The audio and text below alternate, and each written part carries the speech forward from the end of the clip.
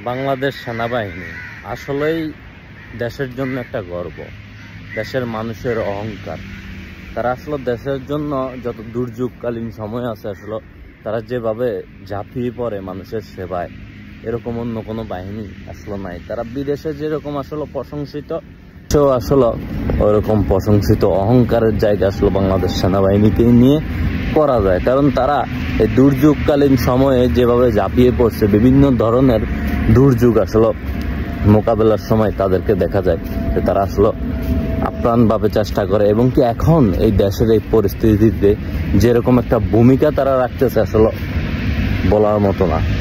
অন্যরকম এক বাংলাদেশ সাজানোর জন্য তারা যেভাবে কাজ করছে জনগণের কাঁধে কাঁধ মিলিয়ে, কালকে দেখলাম তারা সেনাবাহিনী আসলে বুক সমান পানিতে নেমে মানুষকে ত্রাণ দেওয়ার জন্য নিয়ে যাচ্ছে। কর্নেল থেকে শুরু করে লেফটেন্যান্ট, যত উপর পদের লোক আছে, কেউ আসলে নিজেকে বিশাল বিশাল লোক মনে করে না। তারা আসলে সাধারণ জনগণের মতোই আসলে